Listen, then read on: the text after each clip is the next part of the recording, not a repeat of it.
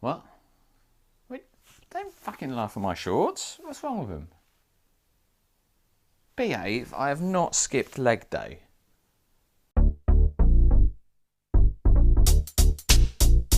Word to your mother, my name's Steve, this channel is FRAG30 and thank you for tuning in. As always, I love you for doing so. Today, the video is kind of in two parts really. The first part of the video, I'm going to talk about my original, my OG, my first self-discovery of a fragrance that I just loved and kind of kicked the interest off for me. And I'm going to make that a tag video as well. And then while I'm at it, I'm going to talk about a couple of other flankers to the original. So let's get into this. So the fragrance I'm talking about today is a fragrance that I've mentioned 1,000,001 times on my channel, but I've never actually done a proper review of it. I've never told you about the notes, its performance, why I like it, when you should wear it, etc. And that's probably because up until recently, I've not owned a bottle. I owned it consistently and solidly for years and years because it was a signature scent.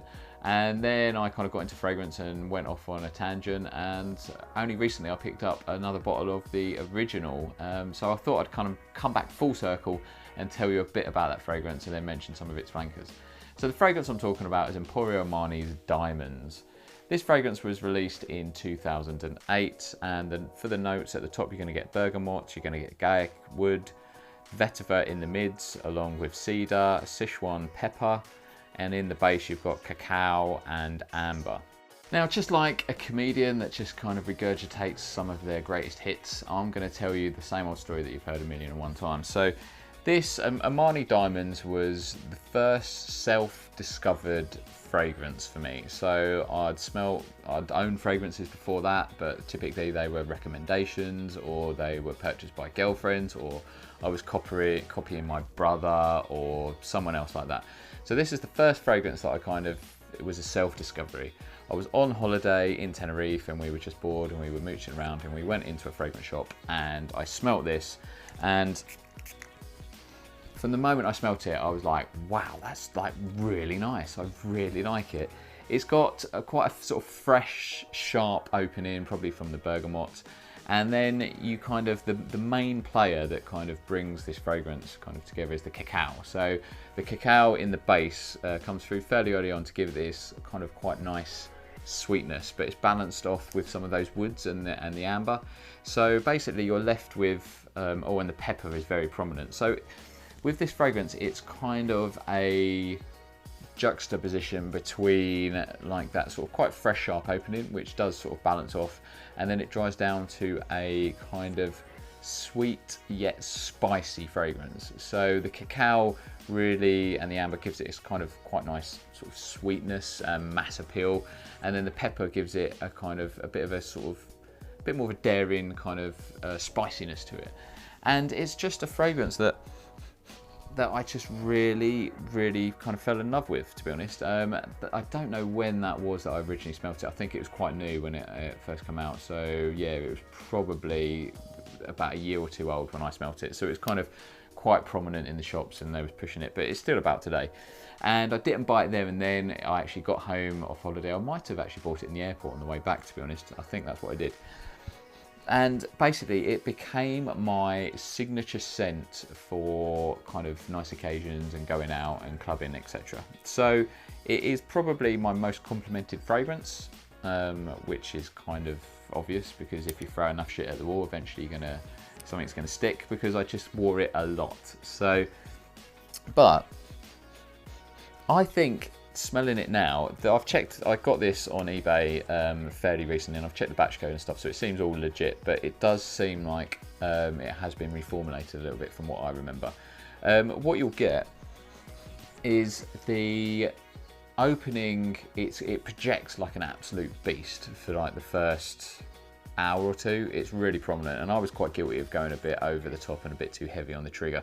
So I sort of wasn't unknown for me to choke some people out, because the first hour or two is really strong and it will really project, which is why it makes a really good going out kind of clubbing fragrance, because you'll get attention, and kind of with that sweetness from the cacao, but with that sort of sharp kind of spiciness as well, it kind of gets attention. but it's kind of got some mass appeal, but kind of some edginess to it as well. And don't get me wrong, this is fairly synthetic and it is very designer. I'm under no illusion there. I'm not trying to claim that this is a niche masterpiece or anything like that. But it is a delightful fragrance that I just love. So I just wore it all the time. I wore it the night I met my wife. I wore it the day we got married. And it's just a fragrance that I love. Performance is not great anymore. I remember it used to last quite well when I used to wear it going out, and I could still smell it on a night out. I remember somebody dropping me off in a car at the end of the night, and they actually commented that I smelled nice, so it was kind of at the end. But now the performance is not what it used to be. I get about, again, 1 to 2 hours of really quite good projection, and then it'll die down fairly fast. It's a bit like me in the bedroom. It kind of gives it its all kind of early on, and then it dies out fairly quickly because it runs out of puff. But yeah, so I'll get about 4 to 5 hours longevity tops.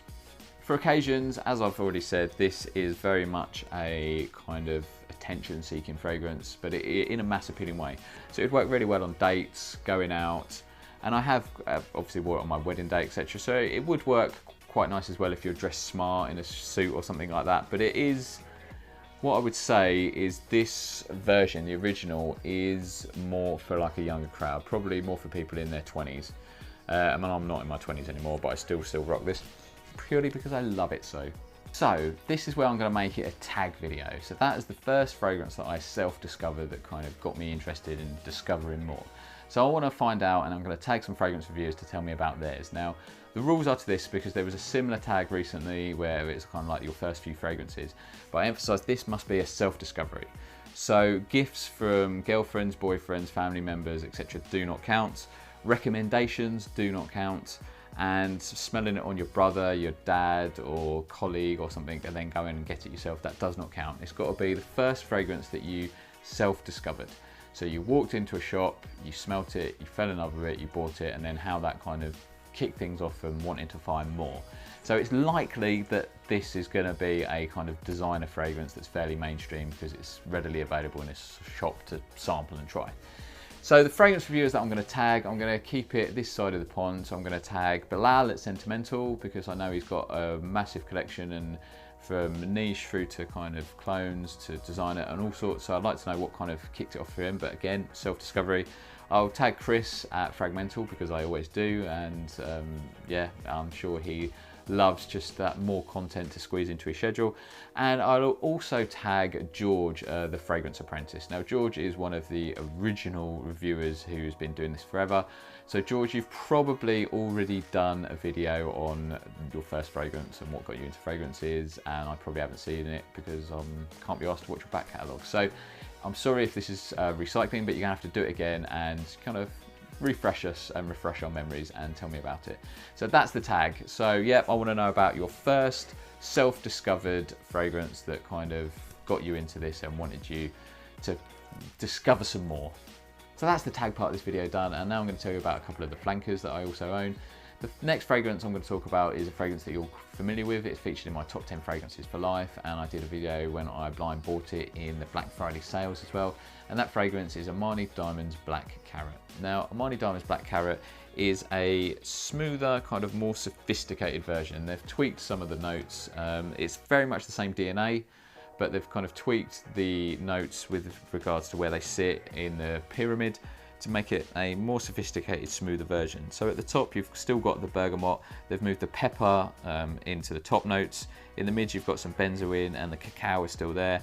And then in the base, you've got the vetiver, the gaiac wood. You've also got oak moss, you've got cedar and amber. So the fact that DNA remains the same, but they've kind of tweaked the notes within the pyramid, it has kind of changed the way in which this fragrance is presented. And it does come across as more kind of, it's a bit smoother and a bit more sophisticated. Where the original Diamonds is more for somebody in their 20s, I would say this fragrance is more for somebody 30 plus, so it kind of fits kind of nicely for me.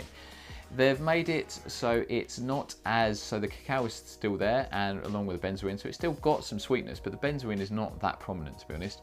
But it's still got some sweetness and some mass appeal, but it is a lot more earthy. So it's kind of woodier, so they've made it a lot more woodier, and it's more earthy. The vetiver is a lot more prominent. and with the oak moss as well, that kind of gives it this sort of more slightly sophisticated, more earthy kind of accord. So it's not as kind of juvenile, I would say. It's not as kind of young and sweet, and it's not as kind of in your face and attention grabbing. So similarly, that it performs like that as well. So the projection isn't as good as the original. It's not as attention grabbing, which is kind of nice. So again, for an older, sort of more sophisticated gent, you could kind of get away with wearing this and you're not kind of screaming, look at me, or kind of a bit more self-assured. And the performance kind of suits that as well, because the projection is a little bit softer, and you'll still get about an hour to 2 hours projection, but it is a kind of a lot closer. But the performance, it does last longer than the original. Where the original kind of shouts and then runs out of voice, this one kind of maintains it and paces itself a little bit. So I get 1 to 2 hours of softer projection than I get from the original, and for longevity wise, it lasts about 5 to 6 hours. So the performance is a lot better, and as I say, it's kind of a lot less shouty and in your face. So the elephant in the room that I have to address is the fact that my friend Venora did not like this. Now, I'm not calling Venora an elephant, I'd like to note that. She's probably more of a tiger, the way she ripped my heart apart in those fragrance reviews. Bless her, but it was great fun. No, so Venora did not like this fragrance, and I don't really know why. I think it probably is a fragrance that is a bit better once it kind of dries down a little bit more. It is probably, I suspect she didn't kind of like the spice with that sort of earthiness from the sort of oak moss and the vetiver. It is not as mass appealing as the original, I would say. Now, I've always put the Black Carrat in my top 10 fragrances for life, mainly because it is the version that I owned at the time and I was kind of wearing it, and it is kind of smooth and more sophisticated and probably more suited for my age group. But I've recently been kind of wearing them side by side and kind of doing a bit more comparison. Now, I don't want to kind of do a U-turn, but I would say that I'm in two minds which version I prefer. I think the Black Carrat is probably kind of more suited to me and my demographic, but probably from the nostalgia and the fact the original is just that little bit more mass appealing, I think I still enjoy the original a little bit more. So the final fragrance I'm going to talk about today is Armani Diamonds Rocks, and the best way to describe Armani Diamonds Rocks is it is a summer version of the original. They've tweaked the notes again, so at the top you've got grapefruit, you've still got some of the pepper, but this time it is black pepper instead of Szechuan pepper, and there's also some apple at the top as well. In the mids there's some sea notes, there's also some florals from geranium and violet, and in the base you've got that guaiac wood again, the cedar and the vetiver. And what you're left with from Armani Diamonds Rocks is basically that very familiar DNA, but it is a lot fresher, more aquatic and slightly salty. So it is, the florals kind of just help to give it a slightly lighter kind of accord. I wouldn't say I particularly pick out that many florals, they're there, but they just sort of just help to lighten it a little bit. And with the grapefruit and the apple at the top, it again is just kind of a bit more sort of fresh. And then with those, the C notes, it just gives it this kind of lighter aquatic kind of feel about it, which makes it a lot easier to wear in high heat. And it has got a slightly saltiness to it, which is not too heavy. The saltiness is not too prominent. It's not as salty as the likes of, you know, Aqua Parom or Aqua Amara, but you will get some kind of like a sea salty accord from it. And again, it's probably one of those fragrances that you would appreciate more if you like the original. If you kind of are into the original and like that, you'll probably appreciate this because it's the same DNA, but it's just a lighter version that's easy to wear in the high heat. If you just smell this as on its own and judge it on its own merit as a summer fragrance, I think you would probably think it was fairly, I don't want to say generic, but fairly standard and average. I don't think it's a fragrance that you'd smell in its own right and kind of go, shit, damn, that's good, I need to own that and wear it in the summer. But if you like the others, I think you would really appreciate this. You could sort of wear this in the day and then switch it up to one of the other versions for the evening. Or if you just like that DNA like I do, you can just wear it during the day. And it is very light and very, it is again got some mass appeal. It's quite easy. I don't think anybody's going to actively dislike it. I just don't think it's a fragrance that's going to excite many people. Performance wise, I would say it's average to slightly above average for a summer freshie.